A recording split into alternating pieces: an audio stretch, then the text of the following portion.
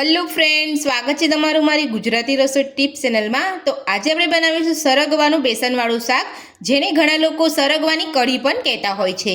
તો ચાલો આપણે બનાવવાનું શરૂ કરીએ। તો સરગવાનું બેસનવાળું શાક બનાવવા માટે મેં અહીંયા સરગવાની સિંગને કટ કરીને રાખી લીધેલી છે। તમે જોઈ શકો છો તો આ જ રીતે તમારે અહીંયા કટ કરીને લઈ લેવાની છે। અને જ્યારે પણ તમે અહીંયા સરગવાનું શાક બનાવો ત્યારે તમારે ફ્રેશ સરગવાની સિંગ લેવાની છે, તો તમારું શાક એકદમ ટેસ્ટી બનશે અને ખાવામાં પણ મજા આવશે। તો આપણે અહીંયા બધી જ સિંગને કટ કરી અને ઉપરની જે છાલ છે એ આપણે કાઢી લીધી છે। તો પ્રોપર આપણે બધી છાલ નથી કાઢવાની, તમે અહીંયા જોઈ શકો છો મેં અહીંયા થોડી થોડી છાલ કાઢી છે। તો સરગવાનું શાક શરીર માટે ખૂબ જ ફાયદાકારક હોય છે। તો સરગવાની સિંગને કટ કરી અને 2 થી 3 પાણીએ સરસ એકદમ ચોખ્ખી કરીને મેં અહીંયા ધોઈને રાખી લીધેલી છે। તો હવે આપણે સૌથી પહેલાં સરગવાની સિંગને કુકરની અંદર એક વિસલ કરી લઈશું। તો આપણે બધી જ સિંગને આપણે અહીંયા કુકરની અંદર લઈ લઈશું। તો બધી જ સિંગ આપણે અહીંયા કુકરની અંદર લઈ લીધી છે। તો હવે આપણે તેની અંદર અડધા ગ્લાસ જેટલું પાણી ઉમેરીશું। તો પાણી આપણે વધારે નથી ઉમેરવાનું, અહીંયા પાણી એટલા માટે ઉમેરવાનું છે કે આપણી સિંગ જો કુકરના તળિયે ચોંટી ના જાય। તો હવે આપણે તેની અંદર સ્વાદ પ્રમાણે મીઠું ઉમેરીશું। તો આ રીતે તમે અહીંયા કુકરની અંદર સરગવાની સિંગ બાફો છો તો મીઠું તમારે ચોક્કસથી તમારે અહીંયા ઉમેરવાનું છે। જો તમે અહીંયા મીઠું નહીં ઉમેરો તો શાક તમે અહીંયા ખાતી વખતે તમને સિંગનું જે અંદરનો ભાગ છે એ તમને અહીંયા મોરો મોરો લાગશે, એટલે આ રીતે તમારે અહીંયા મીઠું ઉમેરી લેવાનું છે। મીઠું આપણે અહીંયા ઉમેરી લીધું છે। તો હવે આપણે કુકરનું ઢાંકણ બંધ કરી લઈશું। કુકરનું ઢાંકણ આપણે બંધ કરી લીધું છે। તો હવે આપણે એક વિસલ કરી અને સરગવાની સિંગને બાફી લઈશું। તો વધારે તમારે અહીંયા વિસલ નથી કરવાની, તો જે સિંગ છે એ અહીંયા લોચો થઈ જશે, એ ખાવામાં પછી મજા નહીં આવે, એટલે તમારે ફક્ત અહીંયા એક જ વિસલ કરવાની છે। તો સિંગ આપણી બફાય છે ત્યાં સુધી આપણે અહીંયા બીજી પ્રોસેસ કરીશું। તો સૌથી પહેલાં આપણે અહીંયા એક બાઉલ લીધો છે, એની અંદર આપણે 3 ચમચી જેટલું બેસન લઈશું।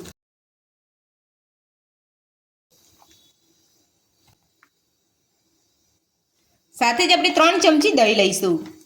તો 3 ચમચી આપણે અહીંયા દહીં લઈશું। તો દહીં તમારે અહીંયા જે રીતે તમારે સિંગનું શાક બનાવવું હોય, ખાટું યા તો તમારે મોરું, એ રીતે તમારે અહીંયા દહીં લેવાનું છે। તો મેં અહીંયા મીડિયમ ખાટા દહીંનો ઉપયોગ કર્યો છે। તો 3 ચમચી બેસન લીધું અને 3 ચમચી આપણે અહીંયા દહીં લીધું છે। તો હવે આપણે તેની અંદર અડધો ગ્લાસ પાણી ઉમેરીને બધું સરસ મિક્સ કરી લઈશું। આ રીતે બેસનના ગાંઠા અહીંયા ના રહે ત્યાં સુધી આપણે અહીંયા આ રીતે મિક્સ કરતા રહેવાનું છે। તો બધું જ આપણે મિક્સ કરી લીધું છે અને તમે જોઈ શકો છો અહીંયા બેસનના ગાંઠા પણ નથી દેખાતા। તો હવે આપણે બીજું એમાં અડધી ગ્લાસ જેટલું પાણી ઉમેરીશું। તો આ રીતે તમારે અહીંયા એકદમ પતલું ખીરું બનાવવાનું છે, વધારે તમારે અહીંયા જાડું ખીરું નથી બનાવવાનું। હજુ આપણે બેસનને કૂક કરીશું એટલે એની અંદરનું રહેલું પાણી થોડું અહીંયા બળી જશે અને આપણું અહીંયા બેસન ઘટ થઈ જશે, એટલે પાણી તમારે અહીંયા થોડું આ રીતે વધારે જ ઉમેરવાનું છે। તો બધું જ આપણે અહીંયા સરસ મિક્સ કરી લીધું છે। તો હવે આપણે શાકનો વઘાર તૈયાર કરીશું અને જે આપણે અહીંયા બેસન ઓગાળીને રાખ્યું છે એ આપણે અહીંયા કૂક કરી લઈશું। તો શાકનો વઘાર કરવા માટે મેં અહીંયા ગેસ ઉપર એક કઢાઈ રાખી છે। કઢાઈની અંદર 3 મોટી ચમચી જેટલું તેલ ઉમેરીશું। તેલને આપણે ગરમ થવા દઈશું। તો તેલ આપણું અહીંયા ગરમ થઈ ગયું છે। તો હવે આપણે તેની અંદર 1 નાની ચમચી રાઈ ઉમેરીશું।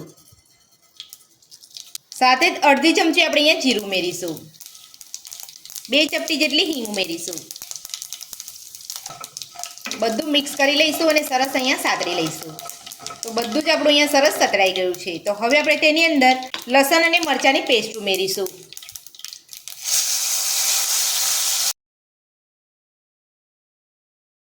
તો લસણ મરચાંને મેં અહીંયા વાટીને રાખેલા હતા।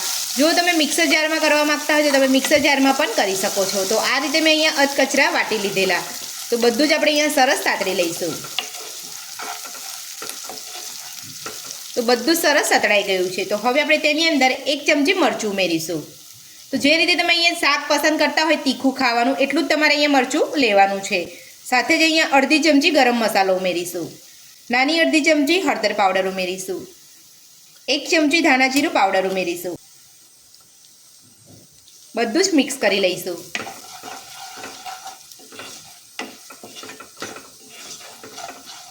તો બધું જ આપણું અહીંયા સરસ સતરાઈ ગયું છે। તો હવે આપણે જે બેસન અને દહીંને ઓગાળીને રાખ્યું હતું એ આપણે અહીંયા લઈ લઈશું। તો બધું જ આપણે અહીંયા ઉમેરી લીધું છે। તો હવે આપણે ધીમા તાપે હલાવતા જઈ અને બેસનને સરસ કૂક કરી લઈશું।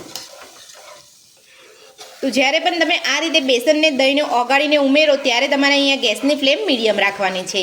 તમારે અહીંયા ગેસ ફૂલ નથી રાખવાનો. જો તમે ગેસ ફૂલ પર તમે આ રીતે બેસનને કૂક કરશો તો તમારું બેસન છે અહીંયા કૂક જલ્દી નહીં થાય અને પાણી જે છે એ જલ્દી અહીંયા બળી જશે. તો આ જ રીતે તમારે અહીંયા મીડિયમ ગેસ ઉપર જ તમારે અહીંયા બેસનને કૂક કરવાનું છે. તો બધું જ આપણે હલાવતા જઈ અને બેસનને કૂક કરી લઈશું.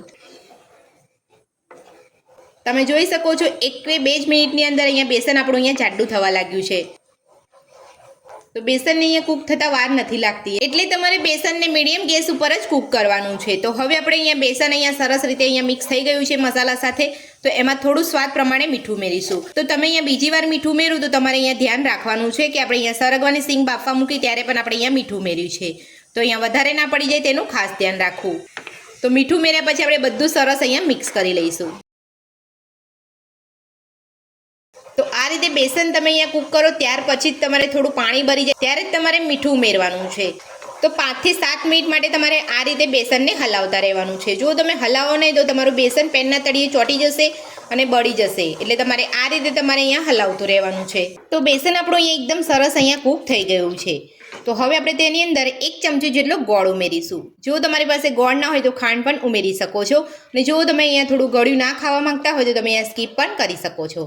તો ગોળ ઉમેરીને બધું જ આપણે અહીંયા મિક્સ કરી લઈશું. તો બેસન આપણું અહીંયા સરસ કૂક થઈ ગયું છે અને ગોળ પણ સરસ અહીંયા ઓગળી ગયો છે.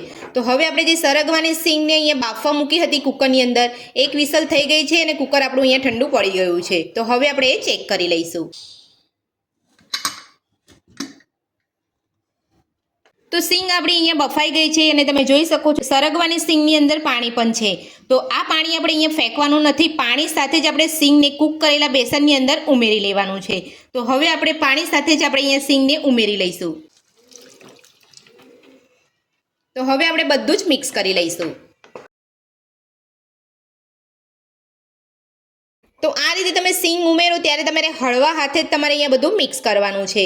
તમારે અહીંયા વધારે જોર નથી કરવાનું, નહીં તો સિંગ આપણી જે અહીંયા છૂટી પડી જશે. તો સિંગના જે રેસા છે એ બધા જ અહીંયા છૂટા પડી જશે અને શાક ખાવામાં મજા નહીં આવે.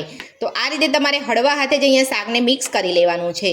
તો આપણે અહીંયા બધું સરસ મિક્સ કરી લીધું છે. તો હવે આપણે 2 મિનિટ ઢાંકણ ઢાંકી અને થવા દઈશું. તો સરગવાની સિંગમાં મસાલા બધા સરસ અહીંયા ભળી જાય એટલા માટે આપણે 2 મિનિટ ઢાંકીને થવા દઈશું. તો 2 મિનિટ થઈ ગઈ છે. તો હવે આપણે ઢાંકણ ખોલીને ચેક કરી લઈશું. તો તમે જોઈ શકો છો એકદમ સરસ આપણું અહીંયા શાક બની ગયું છે.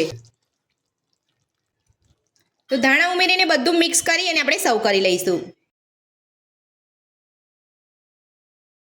તો સરગવાનું બેસનવાળું શાક બનીને આપણું તૈયાર છે અને એક પ્લેટની અંદર આપણે અહીંયા સર્વ પણ કરી લીધું છે.